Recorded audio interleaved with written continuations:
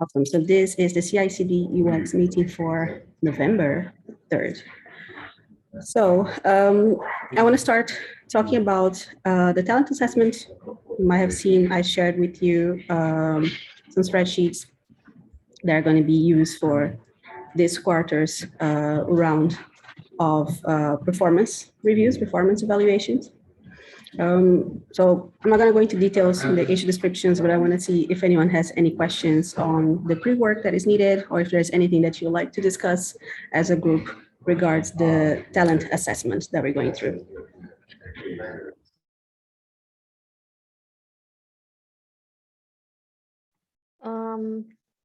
I'm trying to understand if I have any questions about it or not, because there's been lots of kind of new things coming up around the talent assessment and a bunch of trainings. So for this particular thing, we basically just need to read some materials and then fill out the performance worksheet, kind of like our own input or like understanding of how we're doing, and then be ready to discuss it with you in a one-on-one. Is that correct?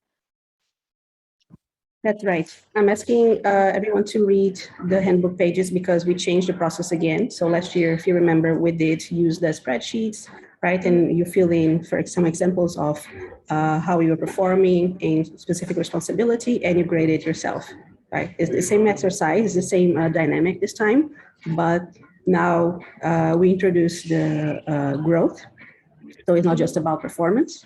So what I need from you is that you understand growth, right? And you understand how you're going to be, in a sense, evaluated, but also for performance. And let me open the handbook page here, where we say is performing, is growing, performing, and exceeding, if I'm not mistaken.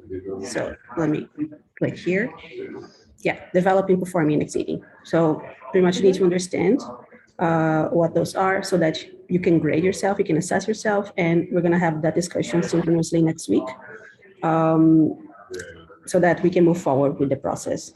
But the dynamic itself is not different, but how we are labeling performance and growth, it's important to understand. Does that clarify, Nadia? Yeah, makes sense. And one more thing that I wanted to clarify. Yesterday, we had a meeting with Valerie, and the topic of talent assessments came up, and she mentioned that she doesn't expect us to come up with a lot of examples for every category, that unlike last year, now we've recently gone through 360 reviews and so on, so it would be sufficient to kind of lightly touch upon those and, like, I don't know, maybe like add one example. What are your expectations here? Yeah, so that's correct, right? We went through that process recently, and I also put together a document for each of you for the 360 feedback with the highlights and the areas for growth, etc. So we're gonna use that, but if for some reason something happened and you have a new example, since when did we finish that? We finished that in September, that you want to highlight, right? Feel free to put that in the sheet. I think it's important for us to, when looking at the document asynchronously and when coming together during a one-on-one to discuss, is that if you put, for example, yourself, if you assess yourself as developing, or I don't know, if you assess yourself as exceeding and I do developing, then what are the examples that we're looking at, right? So that we can have a starting point for that discussion. I think that will facilitate. But indeed, don't need to go into a lot of detail. But on the other hand, Gina and Kaden are here, but they're going to do that for the first time, and they were not part of the 360 feedback. So for them, it's important that they bring examples. So I think we need to balance that out based on the context that we have shared. Yeah, makes sense. Thank you.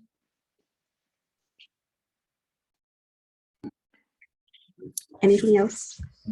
I was trying to find the worksheet, and I went through to the link which is there in the handbook, and it says file deleted. So just wondering where to find it. I shared with you. Let me share it again. On Drive. So I think the one that is in the handbook is not the one that we are using. As in, I create a copy for that. And share, let's see. Oh, it's already shared with you. I'm gonna copy here the link.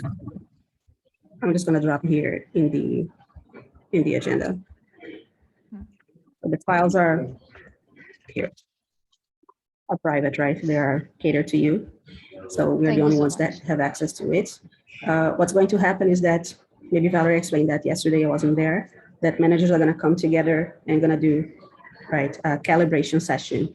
And yeah, we're going to use the same template that Rose already created, that I don't think you have access to. I don't think you will have access to. It's really for managers to do the calibration and to see where people are and discuss growth and performance.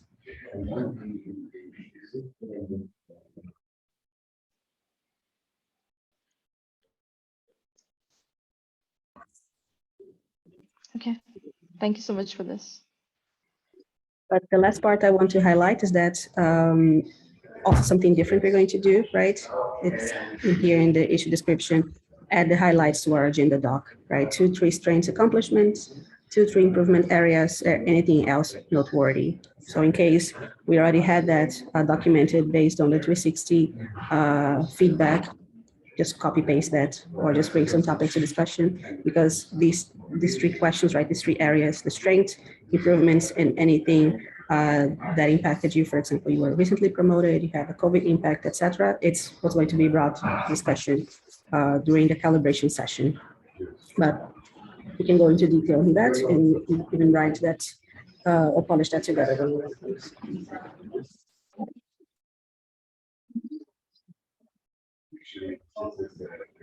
Okay. Any last questions before I move forward? Right. Then I also want to review together the Q4 OKRs for CICD. So I have here link. I haven't checked the agenda for yesterday's UX call, but I assume that Christy, did she talk about it yesterday? Let's see. Yes, she did. Cool. So any outstanding questions, anything that you would like to discuss as a group as well, that needs clarification? Just feels like a lot. That's all I want to say. But it's also exciting, very, very exciting. I'm very happy to see the focus on usability and all of the discussions around UI polish, UX depth. Yeah. So it does look like a lot. A lot of the things are follow-ups from last quarter. So psychological training, we are going to have to do that, right? We are going to have to, for example, keep reviewing merge requests, keep addressing UX depth. That's something that we are doing in a way organically. And for our team in particular, we're going to be tracking that, right, as part of, as a KPI. For the maturity category, which is the job to be done, and also the heuristic evaluation, I try to work with design managers to balance it out. So for example, last quarter, I think Nadia and Katie hadn't done a specific AR, so we'll swap that so that Vitka and Daniel and Gina didn't have to do again this quarter, and which is the evaluate experience of making recommendations. And the merge request widget is going to be a carryover, in particular for Gina. So that won't, it's a lot of work there, but it won't affect or impact you directly. But I want to know if you have any questions in particular to the UX that and the UX scorecard recommendations that are not necessarily UX OKRs, but our shared responsibility or shared commitment that we have with product this quarter. Any thoughts there or anything that you need clarification? So the way I understand it, it's going to be mostly about collaborating with the product manager to prioritize those issues, right? To prioritize UX depth every milestone, to prioritize the UX scorecard recommendations, working on those issues. Yeah, that's right. So really that exercise, right, of assigning severity to these issues. And for verify in particular, with the share KR, how much did we commit to? 25% of all debt? 10% capacity, Not but sure. what the share KR is, let me open here, is around killing 25%. Yeah, I'm gonna link here. You can find all of this information in LI, by the way. So if you look at it, is the fiscal year 22 Q4 UX improvements. So for Verify, we're going to share that across all groups. So for example, I say runner doesn't have UX debt, right? That doesn't mean that runner is not going to be tackling UX debt. It means that the front-end engineers, back engineers are going to be working and PMs will be assigning that workload across the team so that Verify as a whole can deliver 25% of the issues across the stage.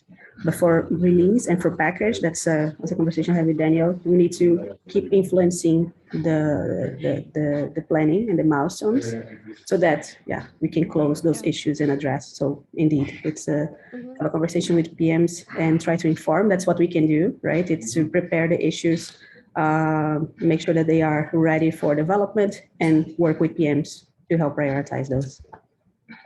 Sounds good. Sounds like I will be changing my whole plan for the next milestone, which is great. It means, you know, I can focus on those important things. And let me know if you need any help there. For Verify in particular, Nadia, this is part of the product KRs, right? So yeah, it's a commitment. So if this is not being what do you call it, planned or prioritized, yeah, voice that concern and just work with Dov to have at least one debt, one scorecard recommendation based on the severity of these items. Yeah. Sounds good. Thanks. Daniel, do you want to voice your comment? I'm not sure if your audio is working. Is my mic working now? All right. Yeah. But yeah, I think I agree with Nadia. This feels like a lot. And yeah, just voicing something that Hayana had raised before, like collaborating with product to make this part of the milestone instead of extra work we have to do on the side as UX designers, because otherwise it just becomes double the work and gets impossible. Yeah, and I agree. It can look a lot, right? But nothing that we are putting here on the designer's plate is extra work. So we're talking about maturity of your categories. We're talking about producing the jobs to be done. We're talking about prioritizing this usability issues, but also the scorecard recommendations from all the scorecards that you have done in the last couple of months. So it's getting everything that is it's ready to be served, let's put it like that, and put it on the table, right? So we don't want all this effort, especially when it comes to research or what we discover, insights that we discover that impact the usability to go into the backlog. We want to have design informing the priorities, help inform them, and have an organic flow. Right now, things are in a way influenced by through the KRs. But what we want to do to have is just a regular organic flow for these activities in the future. But if you have any thoughts, any concerning questions, please comment in the issues and ping me, and then we'll continue the discussion there, async together with Valerie and the other DRIs.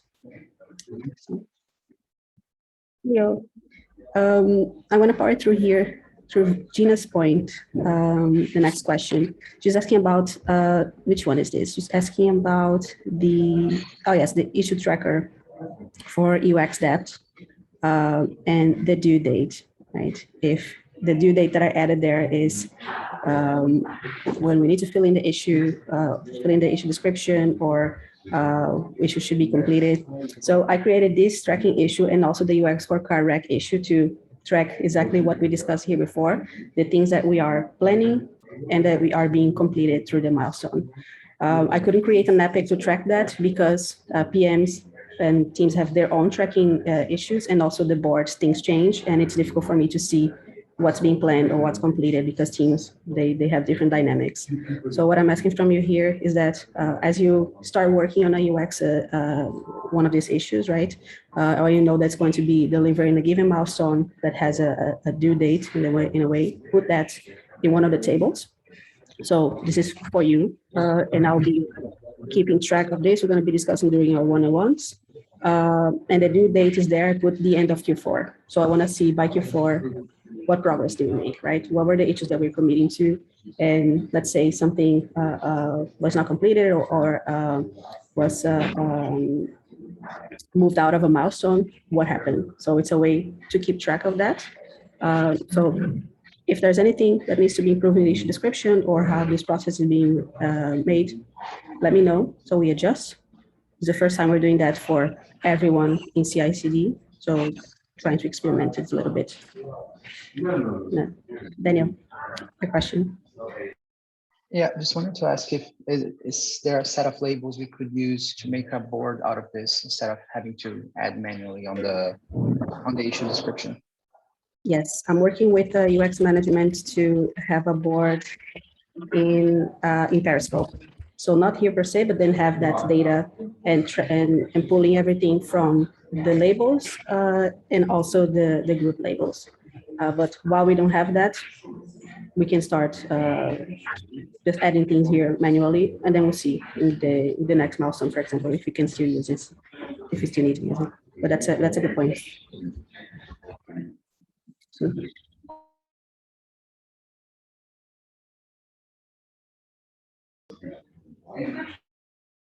oh, I was muted. Vitika, you're next. Sorry, I was muted. Okay. So this is just an FYI that I added the resources that we were discussing about in the CI/CD skills matrix discussion issue through this MR, which is here, and you can find the resulting page on the link, the handbook page link. If there's anything that I've missed or something that is probably in the wrong section, please make that change through an MR. That's all. I'm not at my best right now. I think I'll take half the day off. Please do so. Please take care of yourself and don't worry. And thanks for making this change. It's really awesome. And by the way, for the skill matrix discussion, I presented it. Not sure if you've seen the recording and the UX leadership call. It was really nice seeing the teams and how folks are assessing themselves. Quantitative research, every team was like skewed like this. People really being critical of themselves, but also, do we want to invest as much in quantitative? And I think you can see later on the results. Not sure if this was already shared, but I'm going to follow up and continue the next steps for our team, hopefully next week. So I'm going to use these merge requests as an inspiration. So thank you. Nadia. Yeah, so kind of along the same lines of constantly improving ourselves and our skills, we also currently have an issue open around UX milestone planning. And we've had some really interesting discussions there, sharing how we do milestone planning, what challenges we're experiencing, what are some opportunities for us to improve, and so on. And it was very interesting to see how our process varies. And I think there were lots of good tips that came out of those discussions as well. So this week, we will still keep the issue open. So you can still weigh in if you have any suggestions or thoughts. And at the end of this week, we will identify action items and probably propose a handbook update as well with some tips and resources. Not sure yet what it will look like, but we will find a good place where it can be helpful not only to our team, but also to those outside of CI/CD UX.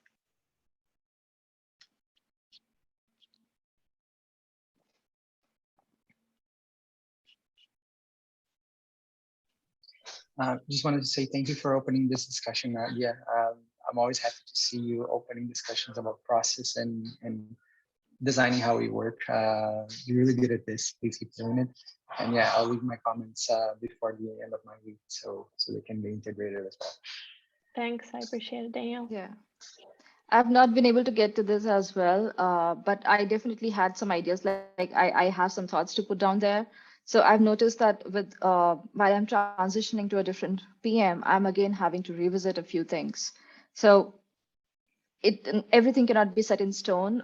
Things would always be evolving based on the conditions that we are working with, and it's just like making adjustment to make things work, like to adapt to the way of working of different people who are involved in the process.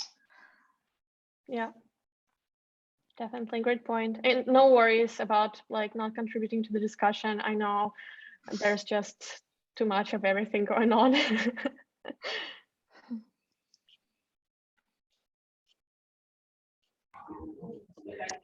Daniel, do you want to voice Will's point since it's about release in the next section? Yeah, absolutely. So I'm not aware with all of the points here, but the first is reviewing research, plan, and discussion for an issue in dependency proxy UI. Katie left a comment here. So I'll skip to the next one because that's what I know the most. So Will is working with Kevin to identify customers to interview, to understand the reasons why customers are not using GitLab to deploy, right? So specific customers that use GitLab up until verify or CI and then not for deployment. So we have a few conversations on that, but it's been hard to get really good customers to interview on this. So they put out a survey, the survey didn't get good results. So now they are collaborating with essays and TAMs, which I forgot exactly what it means, but it's essentially the customer facing teams that interact with our customers directly to, from them, get a list of these customers to then interview. So it's an ongoing effort. And then he asks if we have any other ideas to locate these customers directly as well.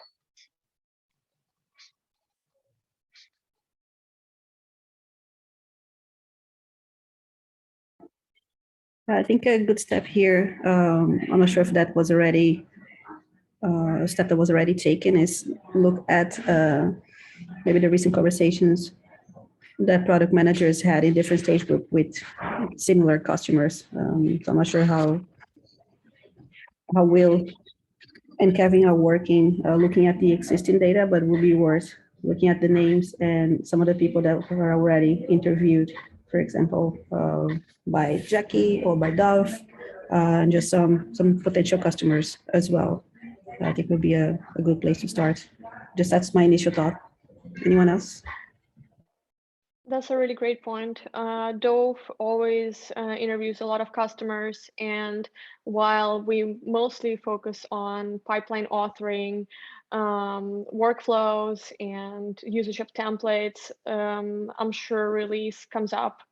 So I will share some Dovetail videos with you, recordings, so you can have a look if there are any insights there for you.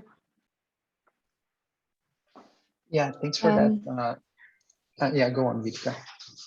I have a project that I'm linking here, which is Dovetail.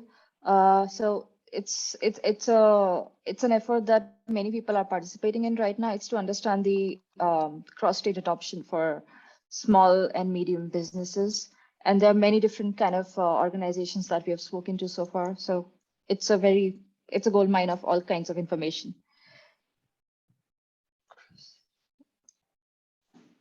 I just linked that here. Yes, thanks for sharing that. I'll tag Will in a comment here to make sure he sees it. The customer that's listed in the issue already is based on an interview by Vitka and Jackie. So it's already like the first data point from this. So they might reach out again to that customer to talk specifically about this topic. But yeah, I'll ask Will to go over the other interviews as well to see if there are more valid customers for this. So thanks for that.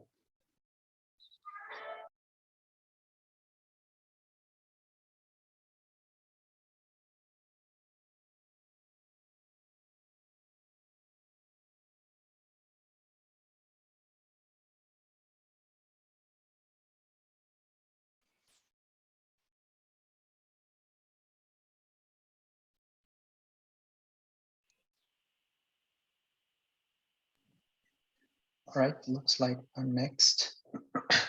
I have a meta comment here. I was gonna suggest a while back that we shuffle the order of these entries every now and then, because I realize I have a lot of time in the beginning, and then if the meeting drags on for too long, Vidika or whoever's at the end has usually less time that we have to wrap up. So shuffling sometimes can be good. Also, I get self-conscious for being the first sometimes. So there's that. But yeah, my 2 points for today, a small update on the new designs for the environment page. I'm happy to have it finally wrapped up with all the feedbacks that we had along the way and also towards the end from Jeremy and Hayana. I had to spend some extra time incorporating these feedbacks and make sure they were broken down downstream into the issues from the epic. I would definitely try to write down some of my learnings on this, because my process has been designing Figma and then exporting my proposals from the artboards into design management, which I think works well for small and medium issues. But then for larger issues, and especially issues where you have multiple iterations of the same design, it can get really tricky to manage the versions of your design and where the feedback goes in these versions, right? So one thing that happened, for example, was me moving from one layout to a radically different one. Instead of duplicating and creating a new iteration in design management, I just overrode the previous one. So a lot of the comments lost meaning, because the anchors in the UI where they were pointing to were gone. So that's one thing that needs to improve. And on a broader scale, the fact that this was a large issue that then was promoted to an epic meant that everything from the issue was escalated to the epic except for design management, which I think is not available in epics. So that kind of broke the workflow. And then from the epic, the issues were duplicated into smaller issues. So what happened was this weird workflow where information went up and then went down, and then the designs just stayed in the same place. So what I did was I finished incorporating the feedbacks, reopened the original issue for that. And then now that I'm done, I close it again, close every single comment thread on the original design management mockups, and moved the designs to the specific issue. So any new discussion, especially towards implementation, will happen on the specific issues rather than the big one that doesn't make sense anymore. So that's my process. I really wanted to rely just on design management, but I think I'll have to rethink my process around this. So I'll share more when I have more consolidated thoughts on this. Yeah, and not just sharing your thoughts, anyway. I think this is a good, well, this is dog fooding, right? So it's a good opportunity for you to bring this up if it's an issue, whatever type of whatever deliverable. Let's share those insights so that we can improve the UX design management to our own workflows. That's the whole goal of having that feature. But thanks for sharing.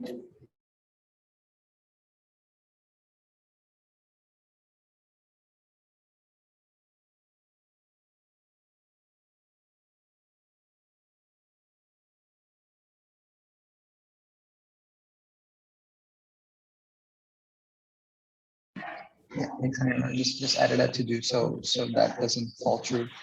Yeah, the other point on this is that this issue ended up being very large due to the nature of it, where it made sense to redo the entire page. For this specific issue, I don't think it could have been tackled as a smaller MVC, because it's also paired with a refactor of the code in the page.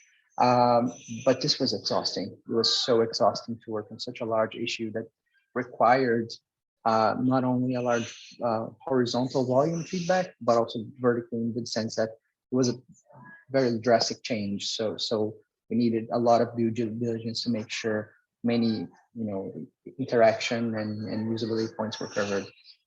So I definitely don't want to work on an issue as large as this next milestone, and just will try really hard to break down into smaller parts, because even though we might be able to design larger things, all of the administration and feedback and process that has to go around it makes so much work that it's not necessarily worth it. And it's better to follow the MVC approach and really design on a smaller scale over time.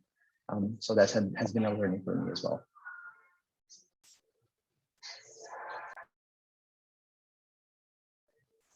My next point is on deployment approvals, more of something I want to share with the team. Shinya has created a technical proposal for how the backend should work for deployment approvals.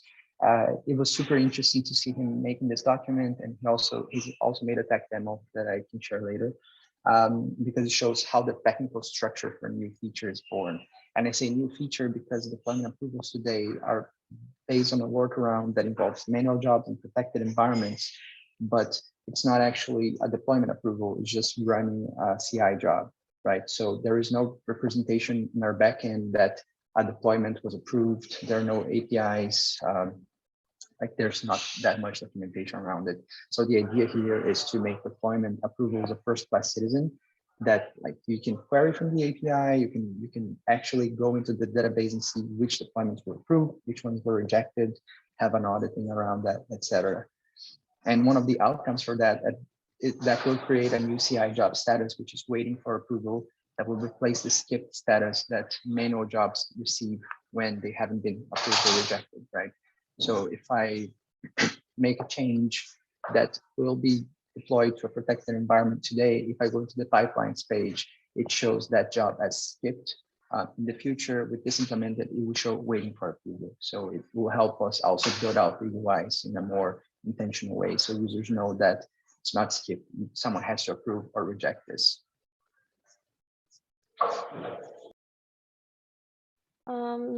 This is really great to hear. Thanks, Daniel, for working on this. It makes so much more sense than the current experience and makes it much more intuitive to understand like how your pipeline works in just like human terms.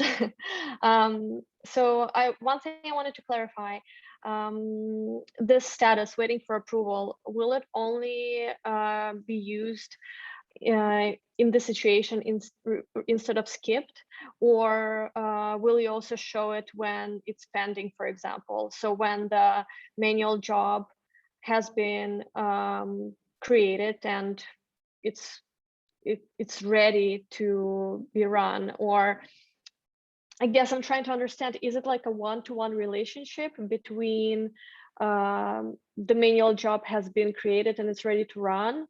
There's now like this play button action that you can run at any time, or is waiting for approval tied to like a specific point in the pipeline, like certain jobs need to run and then it will go into waiting for approval, or yeah, I don't know, does my question make sense? Can a job be going to waiting for approval when it's like pending? So I'm not exactly sure. I think this would be a great question to ask in the comments of that issue I linked. But from what I understood so far, I think it would replace the job status when it gets to skipped right now. So as soon as the job is ready to be approved, but hasn't been approved yet, then it would go into waiting for approval. But Shinya will be the one who can say to this in more detail. But yeah, sorry, go on. I was saying I can take a quick stab at this. I might not be 100% right, but so pending is when the job fails to get picked by a runner. So let's call it manual. So when that manual icon appears, that means when the manual job is created. So maybe what it is trying to do is it's trying to deploy to a branch to which not everybody has access to approve actions on. And that's when this appears. So, I mean, I'm not able to, we consider the skipped situation when I think it is allowed for that to be skipped for the manual job. But otherwise, it's for the manual job. You are right about that, Nadia, like when the manual job gets created. Yeah, because that's where my confusion comes from, because to me skipped, it's already kind of like the final status, like we moved on from that job. To me, it doesn't map directly to the waiting for approval status. For me, just the manual job state indicates to me it's waiting for approval. Right. Yeah, I think that's something we have to align better on as well, because from this technical proposal, it will reflect, it's made to reflect on the environments page and the whole approval workflow. But since especially because we are introducing a new state, it also has to reflect on the pipeline graph and the pipelines page. So we have to understand how that will be represented and where it fits in the workflow. Yeah, I will add a comment to this issue and ping Shinya and you just to clarify. And Vitika will also ping you there because I guess it relates to pipeline execution as well. I would love to get some clarity there. Yeah. Yeah, thanks for the comments. I'm going to power through the read-only items for package and Katie. For Katie and Gina. So Katie shared here the 3 problem validation issues that she's prioritizing with her PM in the next upcoming milestones, which is awesome. Katie saw a need for a package, an opportunity to work on more generative and problem validation research. So please have a look. And her second point is about also research. She's working on finding a way to document all the past research for package, and she created a video that helps answer the workflows and motivation questions. So please have a look, leave any feedback if you have here async so that Katie can have a look in the agenda. So, then Nadia, over to you. Yeah, so just wanted to share a couple updates around what we're working on at Pipeline Authoring. Can you hear Nadia? Is it only me? Yeah, okay. Can you hear me? Yeah. First thing, we're planning to make the pipeline page layout fluid by default, which means the pipeline page will take up your whole screen, 100% width of your screen. And the reasoning for that is we want to show more of the pipeline graph. The whole point of the pipeline graph, like one of the main benefits that it provides, is this overview of your whole pipeline architecture. So the more we can show to developers, the more value they will find in viewing their whole pipeline in one place. It will also allow us to make the jobs longer. So we want to make the job width dynamic based on the length of the job name. We would still set some kind of max width probably on the job peel width, so it's not going to extend indefinitely, but we want to give more flexibility to our users who are giving their jobs certain names for a reason, to be able to tell them apart. We want to give them the ability to see the full name, because right now it can be difficult to tell the jobs apart sometimes because we show such a small portion of the name. Sometimes the names are dynamically generated, so the first part of the name can be the same, then makes it impossible to tell the jobs apart. So yeah, feel free to comment on the issue if you have any thoughts or comments. And the other issue is the file tree MVC for the pipeline editor. And I will just go ahead and take 30 seconds to show you the prototype, because I think it's quite straightforward. There's not that much to talk about here, but we're making pipeline editor full width as well. So I'm personally super excited about these full width layouts. It just makes sense for the kind of work that our users are doing using these tools. So we will be adding an MVC of a file tree in the pipeline editor, where you will be able to access all of your pipeline files that like you can include in your pipeline, or downstream pipelines, multi-project pipelines, things like that.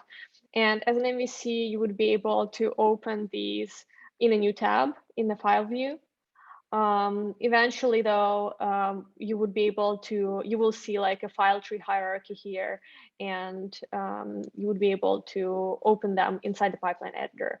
And this section would be collapsible, and the pattern that we're using is the same pattern we have in the merge requests in their file tree. So yeah, let me know if you have any thoughts. Feel free to comment in the issue. We're super excited about these updates.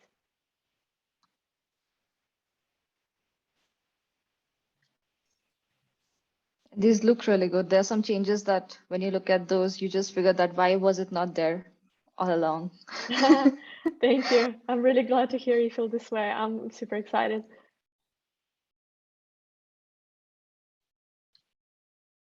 Okay, so should I move on to my items? All right, so there are a couple of issues that I worked on the previous week. One is it's from a very recent conversation, a discussion over an MR that Nadia and I participated on, which was around not surfacing the complete job logs when the logs exceed 0.5 MB. So we are adding a button on the job logs page now so that users can progressively load, like on click, the previous 500 KBs of logs, and it's just a button that we are adding. And in the process, I figured that we were providing multiple triggers for showing complete raw file. So this was also a good opportunity to get rid of that. And this is a pretty simple one. If there's any input, please go and drop a comment in the issue. And the next one is that we are now going to show users the pipeline duration for their groups namespaces. So far what we have been showing through the usage quota page was just the CI minutes. And CI minutes is like how it is calculated is we multiply the duration by the cost factor that's associated with the runners that you're using. So for Mac runners, it's a little high. For regular runners, it's low. But what is happening is, since we do not charge the free and public projects for, like we provide them a lot of free minutes. So there was no traceability, like there was no way for them to know like for how long are my pipelines running. And that was creating a problem. I mean, for us, hold a lot of meaning, but for them to maybe optimize their pipelines, it's very important for them to at least have some access to some kind of information there. So going ahead now, we'll also show like what's the pipeline duration.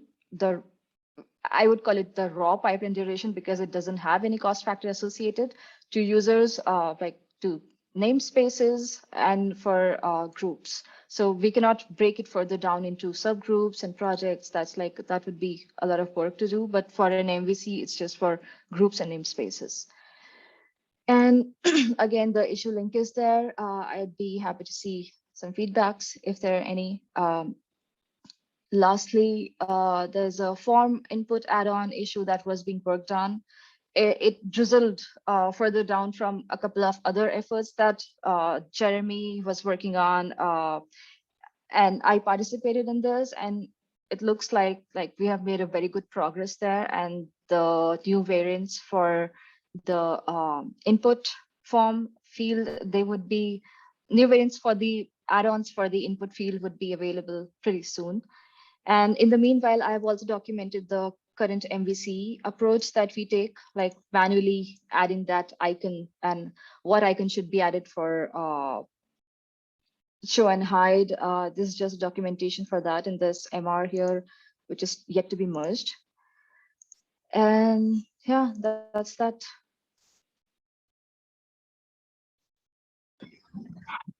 Okay, thank you for sharing. Anyone has any thoughts or comments before I move to Gina's read-only items? All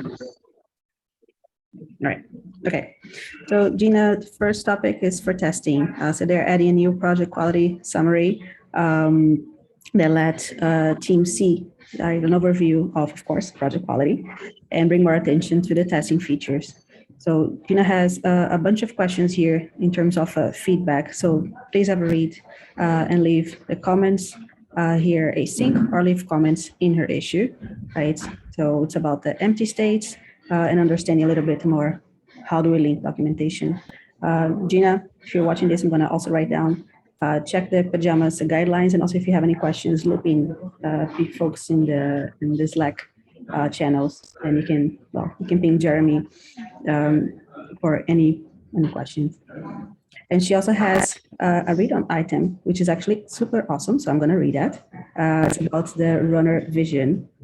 So she created a video, but also has an epic that talks about the runner configuration details and work she did for a scorecard, and also how to improve messaging after deleting the runners. This is a great result, right? And I think it's the first time maybe, I don't know, in a year that we see like such a big movement or big changes going on for Runner now that we have more stability, and Gina is a stable counterpart. So I'm really excited to see the results there and see Gina working on moving Runner forward with enterprise management. So that's super awesome.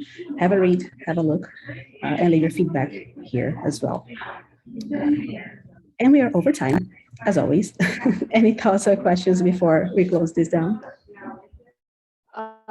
There's just an FYI at the end, in the cool stuff section, that since I'm going through this coaching for prioritization and capacity management, there's a timesheet tracker that I've created for myself, and I created a template so others in the team can also use it. It's a very So when to use this is to understand if there's any gap between what you're assuming your priorities to be and what it is in reality. So you can just keep a track of the things that you're doing, keep on checking the box at what time you're doing what. You can also change the priorities at the top that to whatever suits your own role and your goals.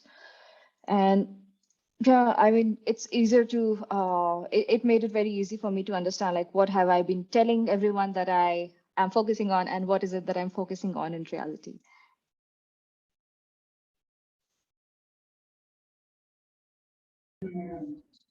Thanks for sharing, V. I just added a comment here. It's really interesting to see, and also curious to see how you're going to use that and if there will be any learning. But just a heads up for everyone, measure results, not hours, right? So Yes. there's also no expectation that anyone needs to know or anyone is tracking your work hours. So also be mindful of that. But I'm curious to see, V, how are you going to use it? Okay.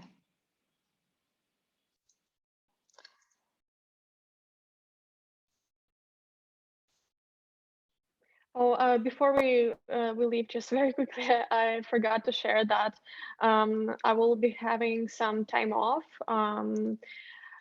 starting November 7th, I think, or 11th. But it's going to be the week after next. So I was wondering if any of you could cover for me. I'll be creating coverage issue. So yeah, let me know if any of you will be available. Yeah, I'm here. I'll be here as Cool. well, so I can cover for you. Thanks. Yeah, I will ping you the issue. There will probably be some merge requests given it's the end of the milestone. So once I prepare all of the information about that, I'll ping you in the coverage issue. There'll be a lot of time off coming from all of us in the future. So I think it's a good heads up. Thanks, Nadia, for reminding me of that. If you're planning any time off by the end of the year, Christmas, holidays, create those placeholder issues because so that we can coordinate. I'll also be off in December and in November. So let's try to have that coordinated so that one person that stays is not covering for everything. I think that we need some planning ahead. Yeah. So, right. Cool. Then let you go. Thank you so much for joining and for sharing. And then, yeah, see you around. See you later. And Daniel, I see you in 1 second. Nadia, we are together. I don't think you've seen that Daniel is here next to me. Oh, Yeah. I mean, awesome. Oh, hi. So great to see you guys in the same space. Enjoy. Awesome. Bye-bye. Bye. Yeah, bye.